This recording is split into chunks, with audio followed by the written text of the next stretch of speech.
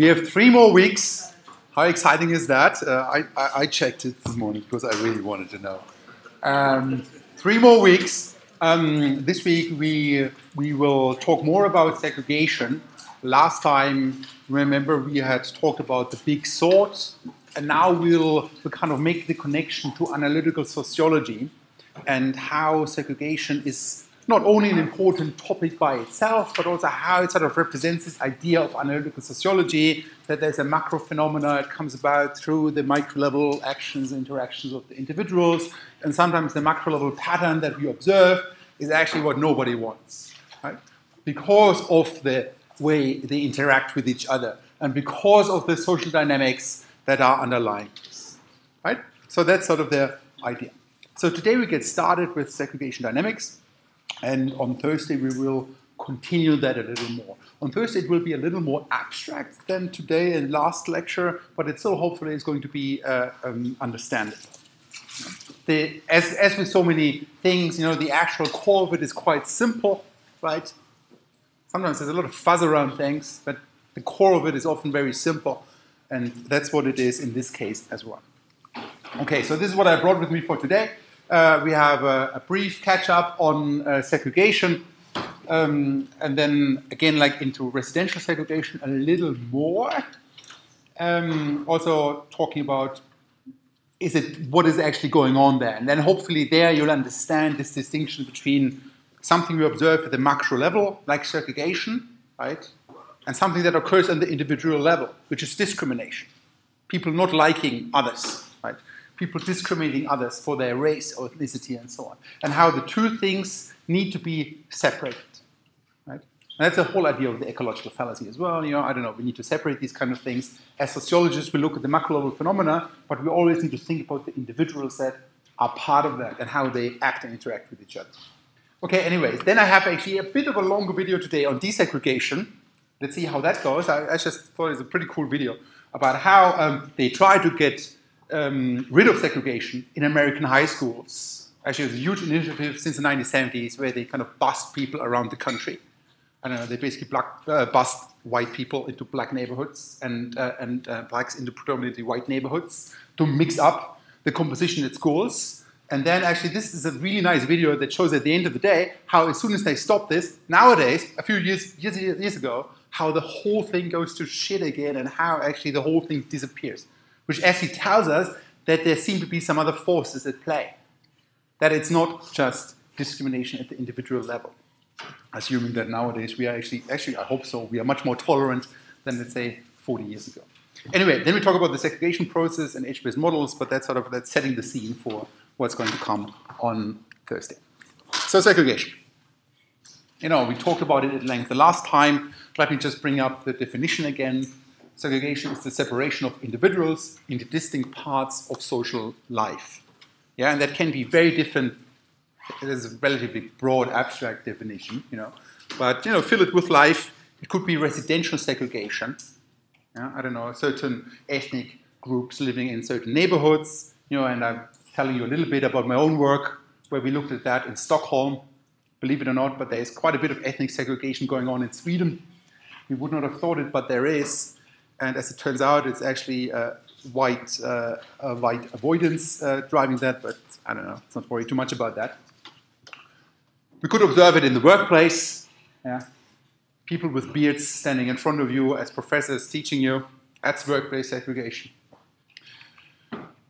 This in your networks, right? The people that you know, they are incredibly similar to you, much more than you think.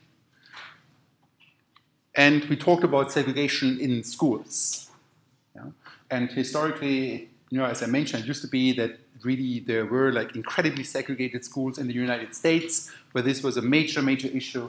But even in Ireland, you know, we do have that. We have Catholic schools. There, it's not race. It's I don't know. It's confession. And we have Catholic schools. We have mixed schools. We have I don't know Protestant schools and so on. Right? It's like the separation of individuals into distinct parts of social life, yeah, through these kind of institutions. And with respect to school segregation, actually I have a first little video which hopefully shows you that this is still a problem. Yeah? Okay. So it's a interesting, cute.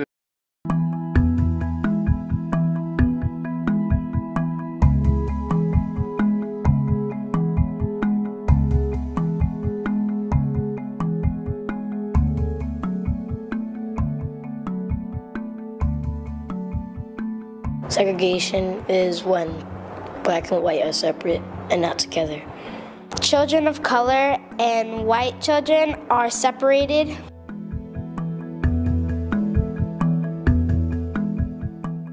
There are two different schools, and one is for black people and another one is for white people.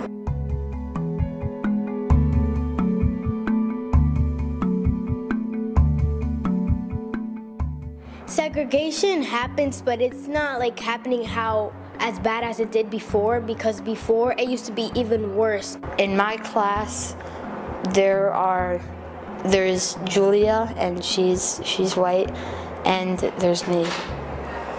Well, my cousin named Milana, she used to go to a Catholic school. Well, she felt awkward because she was the only black person. The only other people from the Middle East in the school is my cousins. Because some people might decide to fit in with the people of the opposite race, but some people might not feel comfortable around people that isn't part of their race.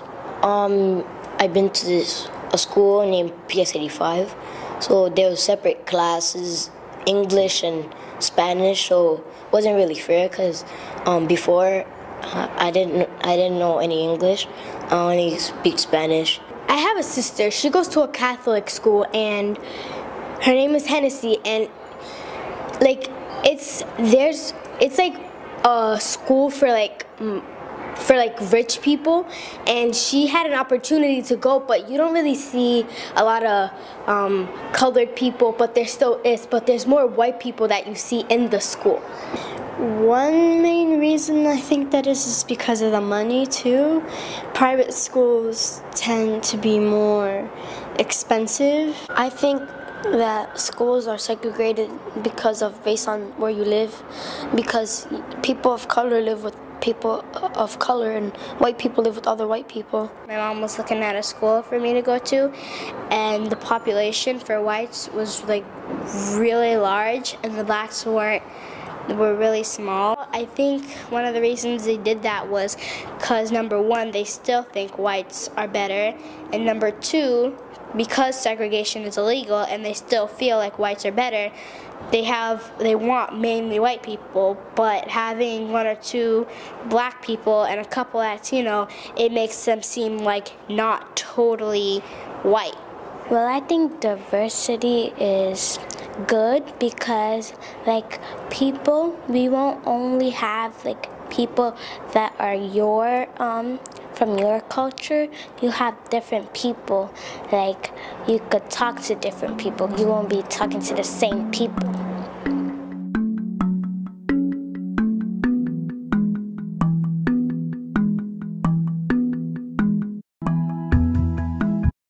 Okay, so why did I show you this video? Well, first of all, did you see, hang on, actually this is still going on, right? It's actually changing people's lives in many ways. It's sometimes more prevalent than we would have thought. They already talk about different kind of potential ideas about why is there still segregation going on, and that's what you as a sociologist need to immediately think about. Remember, you see a social phenomena, and you immediately need to come up with 3-4 explanations, bang, bang, bang, and then the work actually starts, right, to figure that out. But bottom line is we do observe still quite a bit of segregation. Even though after the Fair Housing Act and all these other civil rights movements on in the States, I showed you with respect to residential segregation, this is something we had last time. This is a map of New York. This is data from 2015. Colored dots stands for 1,000 people from different ethnic groups. And what you see is immediately, well, you see a pretty segregated world, right? You see a pretty segregated world. And now we could think, hang on, people are they still racist? Is there sort of discrimination going on? What is actually driving this? yeah, with all its implications behind it. So now I have a little exercise for you guys. So first I want you to discuss for 2 minutes possible explanations for the puzzle now with respect to residential segregation, why we still observe so much residential segregation with respect to ethnicity in the 21st century. Don't we live in a tolerant world? And then the next question I want you to discuss a little bit is what else would have to be true if the reason is there's segregation because people don't like each other. That's kind of the kind of way you have to think. Also like this whole Elster model is like if something would be true, what else would have to be true, right? So think about these two questions for a little bit and then we follow up on it. Yeah. So 2 minutes. Go.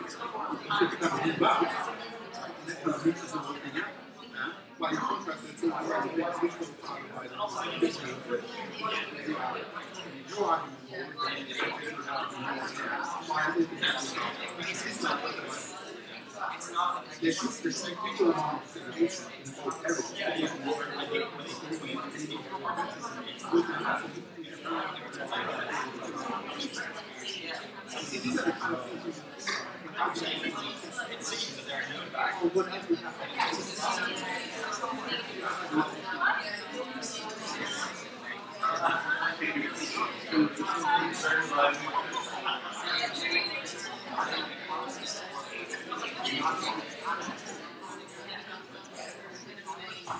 even if you switch something off, but then it's so continuous. What about the second part? Did you have a chance to think about the second part? So if it is about, I don't know, let's say people don't like each other, what else would happen?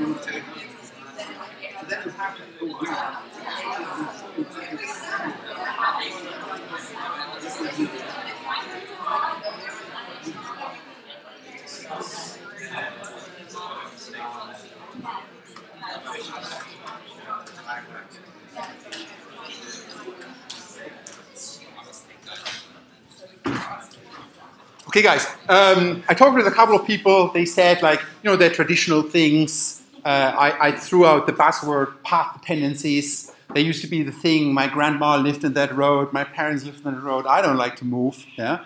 So maybe I don't discriminate. Maybe I don't have a preference for segregation. I just want to hang around the same neighborhood, right? For whatever reason. That could be one explanation. You see, we're actually detached from, I don't know, some like an original state, and that kind of still has implications right now, even though the original causes for that original state are gone. I don't know. I don't discriminate anymore. I don't really care. Yeah? I want to live in a diverse world. Do people have other explanations? Yeah. Well, I'm from San Francisco, so there's a lot of talk about gentrification, where yeah. A lot of the minority communities yeah. in San Francisco are being pushed out because of the Silicon Valley's there, so a lot of the rich kind of people come in and raise up the rent prices and push them out, so they're forced to live in like these ethnic communities that are not as rich. Okay, so that's a financial argument. Yeah? It's like me popping up in D1, yay! And then now suddenly we have all these hipster coffee places there, which are actually pretty cool. There's one really that I really like, Parnell Street. I can recommend it. It's still ethnically diverse, right? But your point was that, hang on, this is a financial argument. As you heard one of the kids saying also that, I don't know, it could still be the case that ethnicity is related to economic wealth. That's exactly actually what we found in Sweden. That ethnic minorities, they're just poorer. They cannot afford to live in the city center because nobody can, because it's bloody expensive, except until, I don't know, you come originally from D4. So there could be financial reasons to play a role here. The second part of the exercise, there I wanted to have you think about what else would have to be true if a certain thing is true, right? It's like this whole Elster kind of thinking, okay, I have an explanation. If that would be true, what else would have to be true? And then I can actually test if that other thing is also true. And if that is not the case, well, then maybe my original explanation wasn't that great. Or that is actually how I can debunk one of my alternative explanations, right? Like an equally good alternative explanation, but it's not as good at explaining something else that would also have to be true. And that means I can knock it out. And that's actually what I want to do with you right now. But first of all, let me mention, when we talk about, residential segregation, there's so many actors in here that we need to talk about as well. Yeah, you talked about the individuals, but there's also sellers of apartments. There are landlords. There are, politicians. There's so many other players involved here, right? It's not necessarily just the individual that makes a decision to live there, to take their job or whatnot. Actually, some very interesting research colleagues of mine in Sweden did. They also like a very nice design, but now it's common, but I still really like it.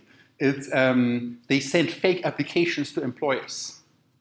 They send fake applications to employers of fake candidates, which have pretty much the same qualifications, except that the one has a Muslim-sounding name and the other doesn't, right?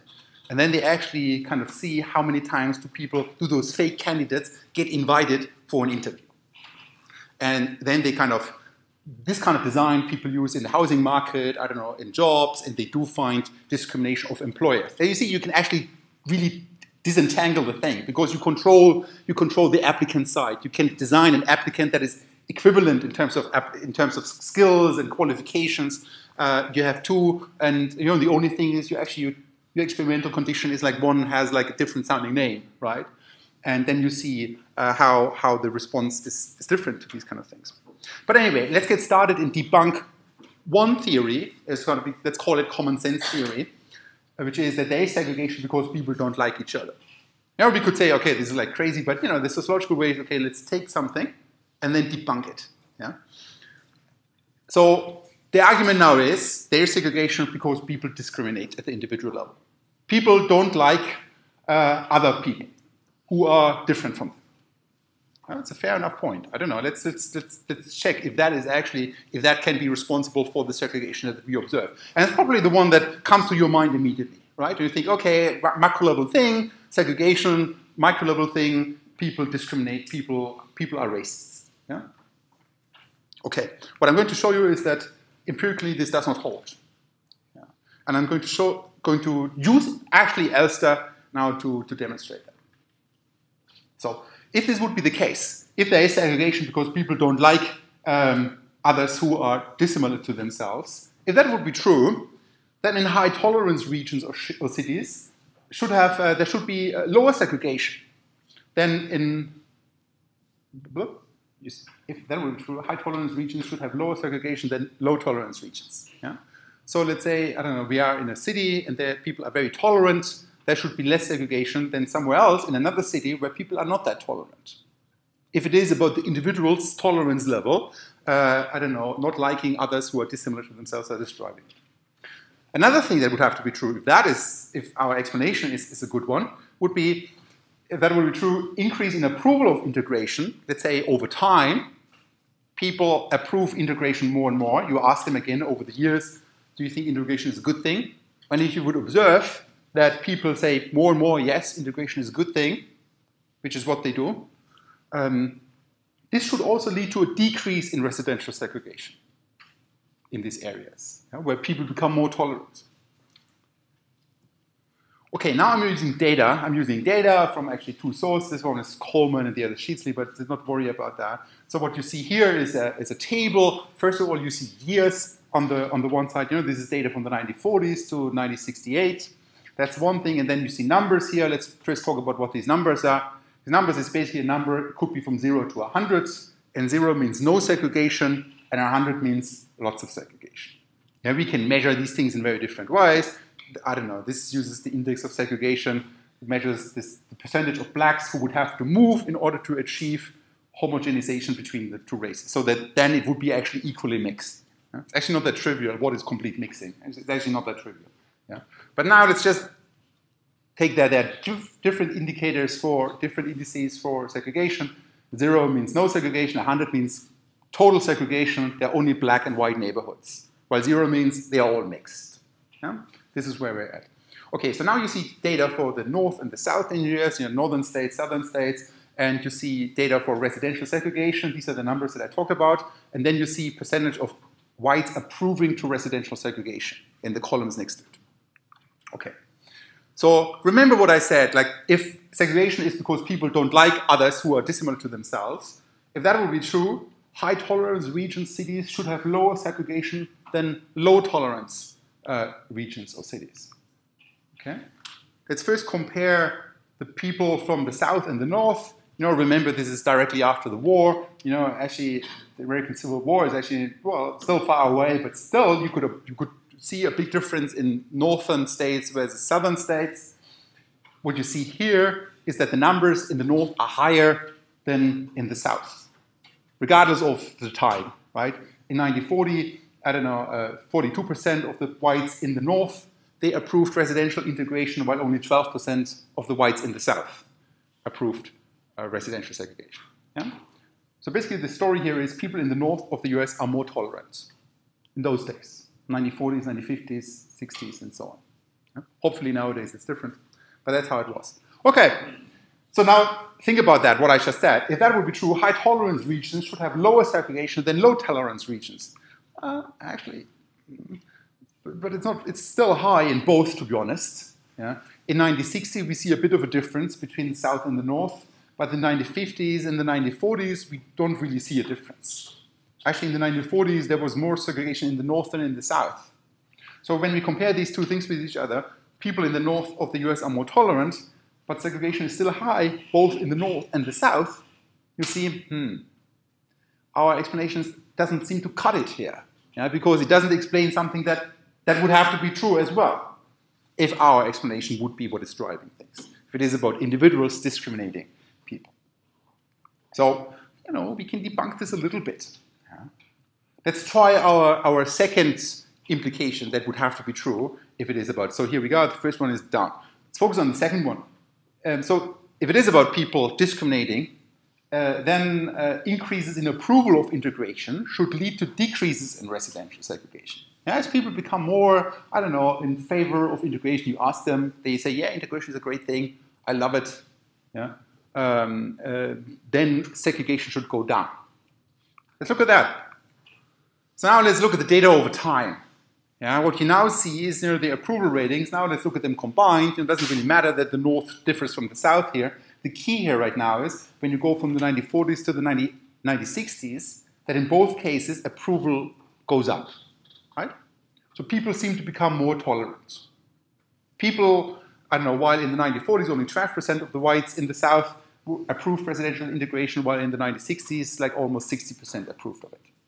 Same thing in the North, but there we start higher and then we move to even more approval, to 80%. Okay, but now let's look at residential segregation over time. Well, but from 1940 to the 1960s, segregation actually increases in the South, while in the North it goes up a little bit and then it goes down, but you don't really see a clear trend that segregation goes down, right?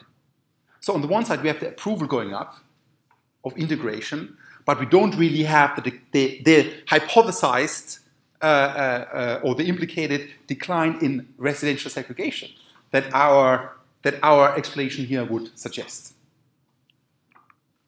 So in a way, we can debunk that here too. Yeah?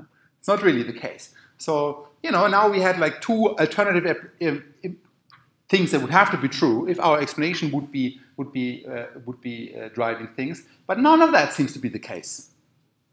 So maybe our explanation is not that good to begin with. Maybe there's something else going on, right? And this is then the segregation process that we get to.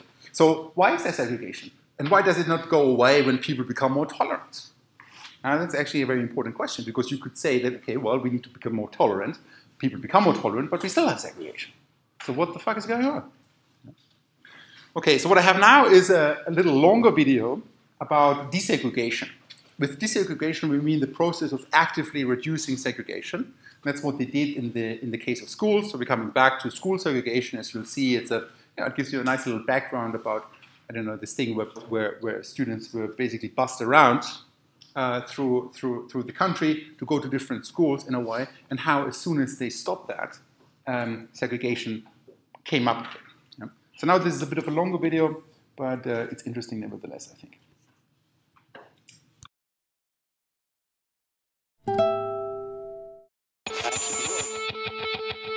Many communities are struggling with the complex and highly emotional problem of busing. In 1971, Charlotte, North Carolina opened the door for busing across the country, forcing the nation to confront a history of old prejudices. And I asked them if they knew about the niggers going to school the next day, and they said, I'm against it. Well-honed politics. I'm against busing. That's forced integration. And long-held fears of change. It's not integration, it's communism. Charlotte overcame these hurdles, becoming a national symbol of what was possible. On the whole, integration has gone more smoothly here and has been more successful than many people imagined. But more than 4 decades later, the story of Charlotte's integration has taken a decidedly different turn.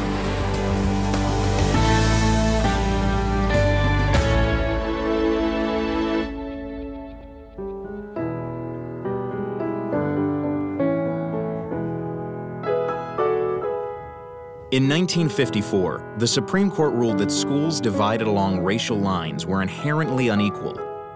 But over the next decade, only about 1% of blacks in the South ended up attending integrated schools.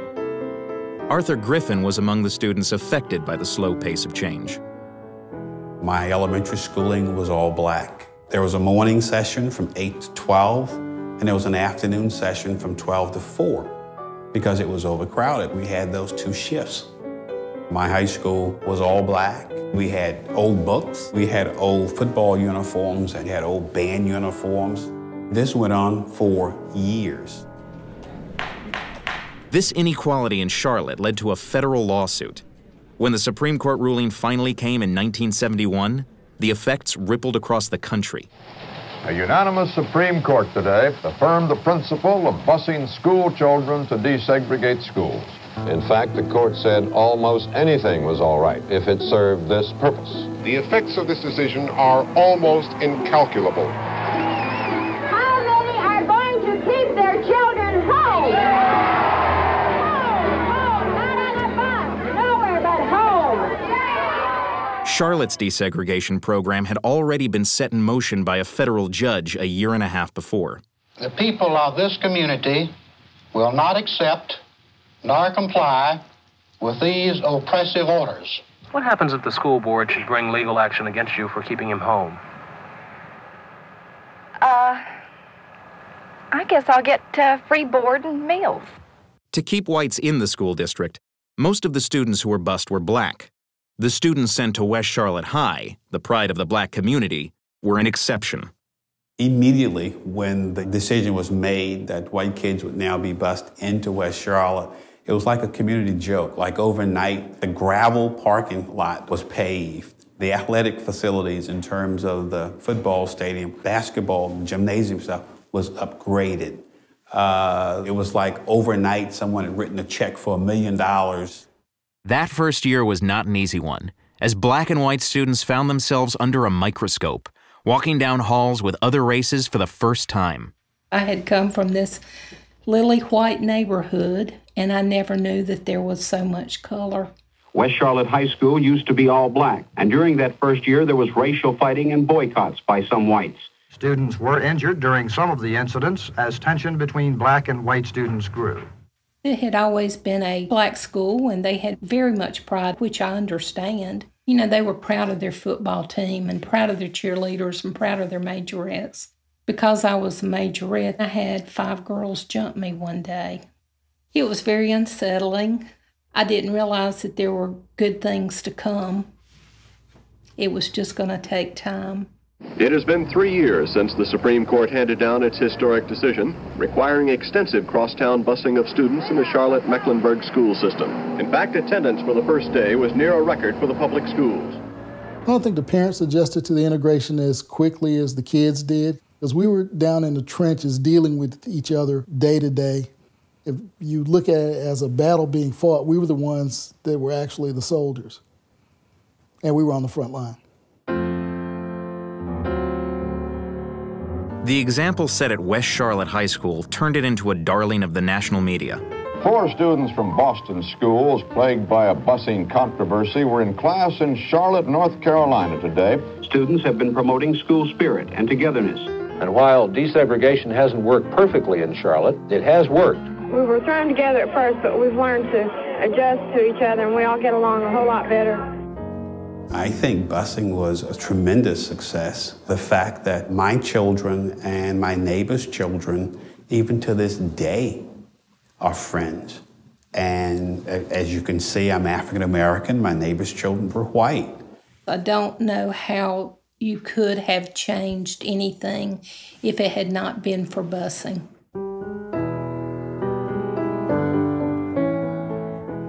In the decades since Charlotte's integration, the debate has raged over the long-term effects of busing. Researchers like Professor Rosalind Mickelson have sought to answer that question through her analysis of a massive database of studies at the University of North Carolina. Children who attended diverse schools scored better on tests. They were more likely to graduate, to avoid crime. They're more likely to go to college, graduate from college. There is growing evidence that white middle-class children and middle-class children from all ethnic and racial backgrounds also benefit academically and socially from going to integrated schools. Good evening. We're going to begin this evening with the most deeply vexing issue in the history of America. In 1999, a new generation began to confront the legacy of busing, and the TV cameras turned again to Charlotte. In response to a lawsuit, a federal judge said that the district's busing program had been a success. But his ruling didn't stop there. Federal Judge Robert Potter essentially said the district had met its constitutional duty by successfully creating a single school system serving all children regardless of race. And he said that no more need be done. It's going to now be the quality of education being prioritized over the racial quotas. The parents who had brought the suit were white, some of them transplants from other cities where busing hadn't been done. But some black residents also had reservations. Academics had improved, but not always as much as parents had hoped. And as the city spread out, many grew tired of the logistical pretzel that busing had become. Now, in pockets all over the country, Charlotte wasn't alone. School districts are asking other courts for permission to go back to the old neighborhood school system. We need to get school officials out of the business of racial engineering and into the business of providing an adequate education for all students. Our babies need our parents. They need that ownership. They need to know that mom, dad, uncle, and grandma are just a step away. Arthur Griffin was against Charlotte's decision to stop mandatory busing. I just decided not to run for school board anymore, simply because I was out of step. So rather than obstructing the course of events, I said, I'll just step aside and I won't try to stop you, and we'll see what happens. And it took a year or two or three before West Charlotte actually got to the point that it is today. In the 1970s, West Charlotte was a national model for school integration, 40% black, 60% white. Today, it's 88% black, 1% white. I think you saw some white flight and some bright flight. I'm sorry, say it again. What kind of flight? White flight and bright flight, where the black middle class folks were leaving too. It wasn't an instant death, but you allowed great teachers to leave. You allowed great numbers of students with great needs to bubble up to West Charlotte, and the resources were not there to help those kids be successful. School districts across the country have followed in Charlotte's wake. Places like Seminole County, Florida in 2006, Little Rock, Arkansas in 2007, Galveston County, Texas in 2009. Today, nearly 2/3 of the school districts originally under court order to desegregate are no longer required to do so. Demographic forces are also working against integration.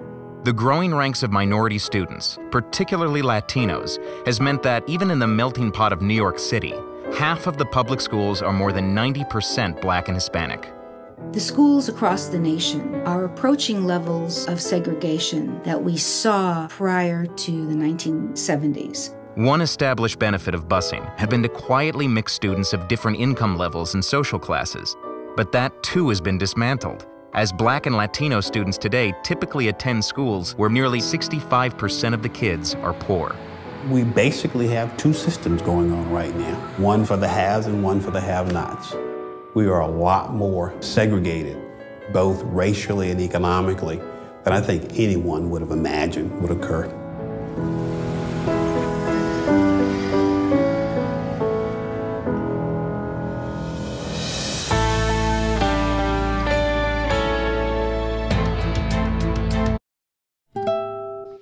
So what do we take from this? Even like 50, 60 years later, even though tolerance levels increased, people are more happy to live in diverse worlds, as soon as you take that bus out, it falls back. So what is going on? Like, why is there segregation, and why does it not go away when people become more tolerant? Or actually now you could also ask the question, why does it come back as soon as you kind of take those buses out? Okay, in order to make sense of that, now what we're going to do, we'll talk about the segregation process. So the segregation process is different from segregation. You have a definition from Brook and Mayer. They say segregation is the non-random allocation of people who belong to different groups into social positions and the associated social and physical distances between groups. It's just a fancy way of just saying, I don't know, according to certain social attributes, we are separated in whatever form. Yeah. Okay, segregation per se is a static property of a population. That's becoming interesting because this is actually what we observe at the end of the day, right? I go in and I kind of measure like what is the mix and let's go. That's what segregation is. Whereas, and now it comes, segregation processes are the actions that create and sustain segregation. Are these things different? Actually, yes, they are different. And this is sort of now where it comes into play, where we talk about the actions and that create and sustain this segregation. Okay. Think about this picture here again. We have like segregation. This is our lovely Coleman boat. We see it. Segregation is the phenomena, macro-level phenomena that we want to explain at the end of the day. This is the segregation process. And it's sort of what brings about that pattern at the end of the day. And analytical sociology, you'll be concerned with exactly these kind of processes. I don't know, what do I have here? Explaining important macro-level facts and evaluating them, blah, blah, blah, but detailing in clear and precise ways the mechanisms. Okay.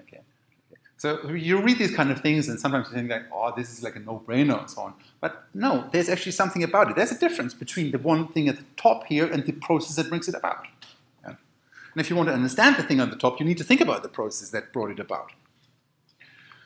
Okay, so what are things that kind of could drive things? Well, individual preferences for own groups, but then, people brought up economic inequalities among groups, combined with price differences. Maybe people just cannot afford to live. I couldn't afford to buy an apartment in Dublin 4. Yeah? It tells you about my shitty salary. Yeah? Anyway, I wanted to live in the diverse neighborhood anyway. Yeah?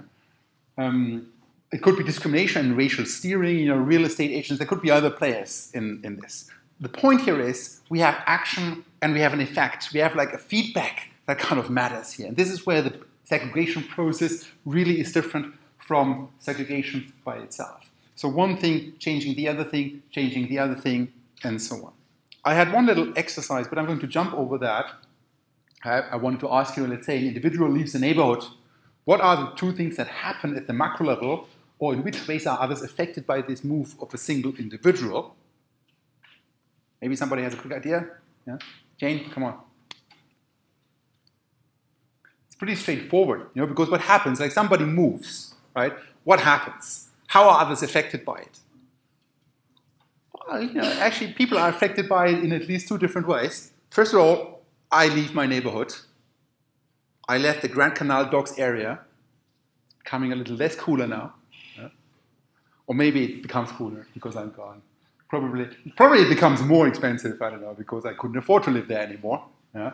So other people who could afford to live there, they moved into that neighborhood, right? So that neighborhood is different. But then also now Chinatown is different too, because I'm running around there on Parnell Street. Yeah? So I'm sort of there in the local takeaway shop now more recently. So you see two things happen. The neighborhood composition changed from the neighborhood that I left, but it also changed the neighborhood composition of where I moved.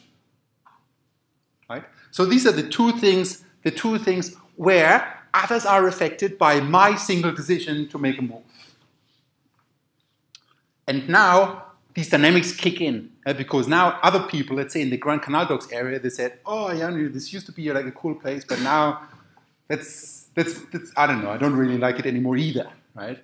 Or I don't know, or in the neighborhood that I moved in, suddenly I'm changing the composition there, and now other things in the neighborhood, okay, well, now the professors from UCD, they move in, so maybe this is becoming a safe area, yeah? Which it is, I hope. So, so you see, this kind of then affects others. And now we're talking about, now a lot of things come together that we talked about in this lecture, because now thresholds come into play. Yeah? Maybe some people that would have not moved into D1, now, now the situation changed a little bit. So maybe now they move in. And once they move in, well, the situation changes again. Then maybe somebody else moves in. And actually, that's what we observe in cities all the time. You observe that all the time, that certain neighborhoods, they are dodgy, and at some point, some people move in, oftentimes because, I don't know, this is what they can afford, it brings a different crowd in, whatnot, suddenly the thing gets an uplift, and at some point, it becomes super expensive to live there, right? So this is sort of like something that totally happens. And now you see these dynamics, they occur on the destination side, but they also occur at the side of when you move out of a neighborhood. Imagine you move out of a neighborhood, and suddenly that neighborhood, because you're not there anymore, has a different feel to it. Others experience that. And now maybe others were happy to live there, but now you're gone. Now they feel like, oh, I'm not that happy anymore here either. And this is now, to kind of study these kind of things, this is where agent-based models come into play. Well, you have more modules about that if you're interested in that. The social data analytics folks, you have like a module by Pablo taught about that later on. It'll come back to you again and again and again. What this basically is, it's like a way, these are like processes that we now can simulate. You can see what would happen. How would those dynamics actually play out? If I move out and that affects somebody else, and that affects somebody else, and that affects somebody else, and so on. Okay? So agent-based models are simulation models or techniques where a system is modeled as a collection of agents and the relations between them. Agents individually assess their situation and the environment and make decisions on the basis of a set of rules, and often they're highly stylized and abstract. So these things are very abstract things right now, yeah? But it's like oftentimes the core of it is extremely simple. The core of it is extremely simple, like I want to live in a neighborhood with at least, let's say, 30% similar people around me. That's the rule.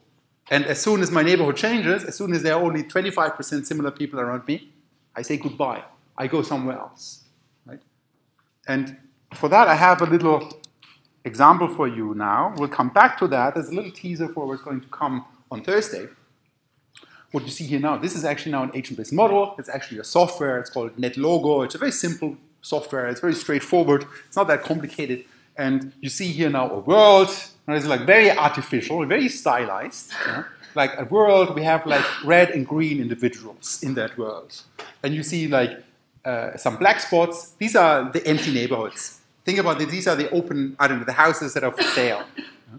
While the reds and the greens is the individuals occupying certain houses. It's very stylized, the whole thing. Yeah? And I can set it up. So that means I kind of randomly assign those individuals somewhere. And now the simulation comes into play. I can set this up again. I don't know, this is another random allocation or whatnot. And then I can repeat these kind of things. Okay, so the density, let's not worry about that. It's really just how many of those black things are there. If I would go down in density, there would be more blacks. If I go up 100, I don't know, there are no empty spaces, basically. Okay, so now but the key thing here now is the following. Now let's set up our individuals in such a way that they are happy as long as there are at least 30% similar individuals around them. So that means like, I'm actually really happy with living in a majority non-green neighborhood when I'm green. I'm actually happy with up to 70% red individuals living around me when I'm green. I'm tolerant. But as soon as, I want to have at least some people around me who are similar to me. But actually, I would be fine. Actually, these models have been extended to that I would even prefer to live in neighborhoods that are sort of mixed. Yeah? But as soon as, let's say, a minimum number is sort of reached, I say, okay, well, now it's maybe time for me to go as well. Maybe the world changed so much. That's now our very simple rule. And according to that rule, you see now those individuals here, they little patches representing individuals. Some of them have a little X on it. What that X means is that according to that rule, they are unhappy. So let's find one unhappy individual. That guy is unhappy.